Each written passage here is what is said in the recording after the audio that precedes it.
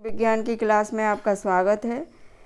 आज हम आपको लोकतंत्र की चुनौतियों वाले अध्याय में लोकतंत्र की पुनर्परिभाषा समझा रहे हैं। तो देखिए, लोकतंत्र की परिभाषा पहले अध्यायों में देखी थी हम लोगों ने। तो क्या थी कि लोकतंत्र जनता का शासन है, जनता के द्वारा और जनता के लिए। तो इस यात्रा की शुरुआत उसकी न्यूनतम परिभाषा के साथ की गई थी। यानी लोकतंत्र की शुरुआत जो है सिंपल परिभाषा के मतलब न्यूनतम परिभाषा के आधार पर की गई थी। क्या आपको यह परिभाषा याद है जो पिछले साल की आपकी पाठ्य पुस्तक के अध्याय में दी गई थी? लोकतंत्र की कुछ इस तरह से थी वहाँ पे परिभाषा। लोकतंत्र शासन का वह स्वरूप है जिसमें लोग अपने शासकों का चुनाव खुद करते हैं। यही थी ना। यानी लोकतंत्र शासन व्यवस्था कैसी शासन व्यवस्था है? यानी शासन का वह स्वरूप है जिसमें शासकों का चुनाव जनता खुद करती है। इसके बाद हमने अनेक मामलों पर गौर किया कि वास्तव में सही लोकतंत्र क्या है, और परिभाषा में कुछ और चीज़ें जोड़ी गई। तो कौन कौन सी चीज़ें जोड़ी गई? जैसे लोगों द्वारा चुने गए शासक ही सारे प्रमुख फैसले लें। यानी जनता ने, लोगों ने जिन शासकों को चुना है वही सारे फैसले लें। दूसरा, चुनाव में लोगों को वर्तमान शासकों को बदलने और अपनी पसंद जाहिर करने का पर्याप्त अवसर। यानी यदि जिन लोगों को या शासकों के रूप में जिनको जनता ने चुना है उनको बदलने और अपनी पसंद जाहिर करने का पर्याप्त अवसर मिलना चाहिए, और विकल्प भी मिलना चाहिए। ये विकल्प और अवसर हर किसी को बराबरी में उपलब्ध होने चाहिए। ऐसा नहीं है कि किसी को अवसर मिले और किसी को ना मिले। तो हर किसी को बराबर से ये अवसर मिलने चाहिए। अगला, विकल्प चुनने के इस तरीके से ऐसी सरकार का गठन होना चाहिए जो संविधान के बुनियादी नियमों, यानी जनता ने जिन लोगों को चुना है और जिनसे सरकार बनी है वो जो है संविधान के बुनियादी नियमों और नागरिकों के अधिकारों को मानते हुए काम करें। और अगला, शायद आपको निराशा हुई हो कि इस परिभाषा में उन ऊंचे आदर्शों की चर्चा कहीं भी नहीं है जिनको हम लोकतंत्र के साथ जोड़ करके देखते हैं।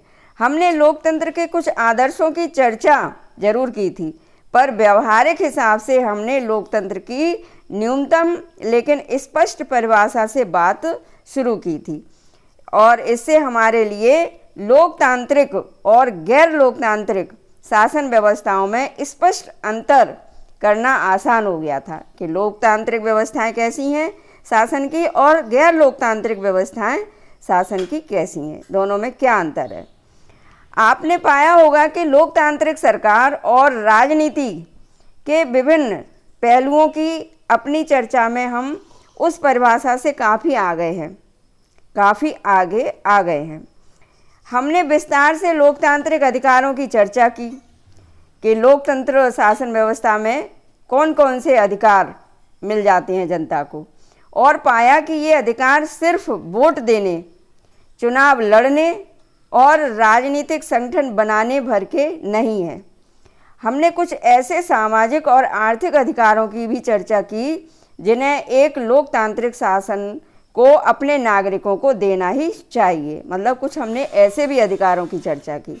केवल वोट देने का अधिकार, चुनाव लड़ने का अधिकार, राजनीतिक संगठन बनाने का अधिकार ही तक वो अधिकार मतलब सीमित नहीं थे। हमने सत्ता में साझेदारी या हिस्सेदारी को लोकतंत्र की भावना के अनुकूल माना था कि सत्ता में, लोकतंत्र शासन व्यवस्था में सत्ता में साझेदारी सबकी होनी चाहिए, पूरी देश की जनता की होनी चाहिए। सरकारों और सामाजिक समूहों के बीच सत्ता की साझेदारी लोकतंत्र के लिए ज़रूरी है। हमने यह भी देखा था कि लोकतंत्र बहुमत की तानाशाही या क्रूर शासन व्यवस्था नहीं हो सकता, और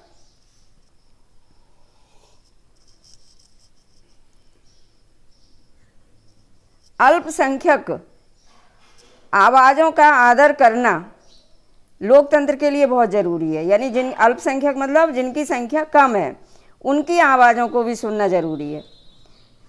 लोकतंत्र की हमारी चर्चा सरकार और उनके कामकाज से आगे तक गई। हमने यह चर्चा भी की थी कि भेदभाव को समाप्त करना भी लोकतंत्र व्यवस्था का महत्वपूर्ण काम है। मतलब किसी भी प्रकार का भेदभाव नहीं होना चाहिए, ना गरीबी अमीरी, ना जाति को लेकर के किसी भी प्रकार का।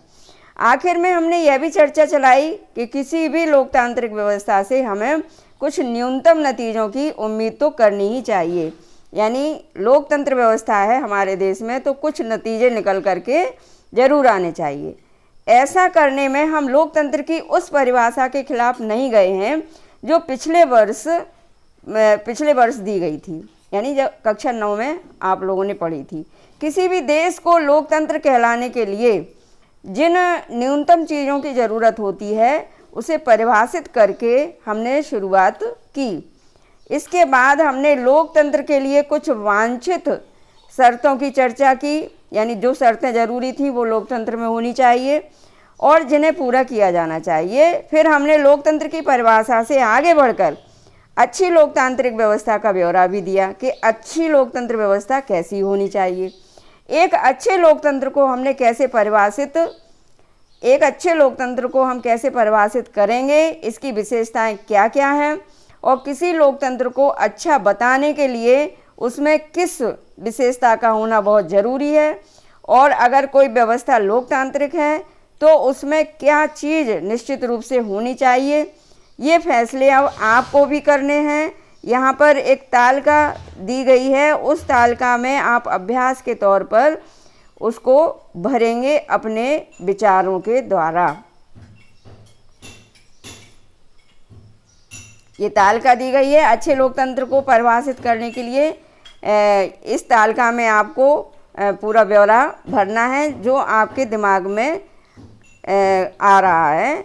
तो इस तरह से आप इस तालिका को भरेंगे और ये देखेंगे अपने विचार के रूप में कि आप किस तरह के लोकतंत्र की व्यवस्था चाहते हैं। आपको यह अभ्यास कैसा लगा? क्या आपको इसमें आनंद आया? क्या यह बहुत मुश्किल था?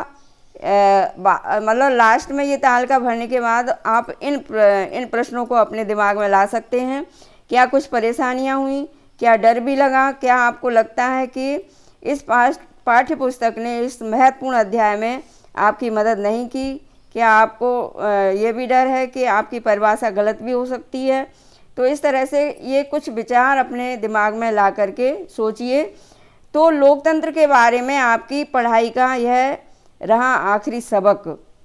अच्छे लोकतंत्र की कोई बनी बनाई परिभाषा नहीं है। अच्छा लोकतंत्र वही है जैसा उसे हम सोचते हैं। यानी सही लोकतंत्र, चूँकि जनता का शासन है, जनता के लिए है, तो आप अच्छे लोकतंत्र के लिए जो अपनी सोच रखते हैं वही अच्छा लोकतंत्र कहलाएगा। और जिसे बनाने की आशंका आप रखते हैं तो आप बना सकते हैं अच्छा लोकतंत्र। यह बात कुछ अजीब लग सकती है, फिर भी इस बात पर गौर करें, क्या यही लोकतंत्र है कि कोई डंडे के जोर पर बताए कि अच्छा लोकतंत्र क्या है? तो बच्चों, ये अभ्यास आपको पूरा करना है और आज की क्लास यहीं समाप्त होती है। धन्यवाद।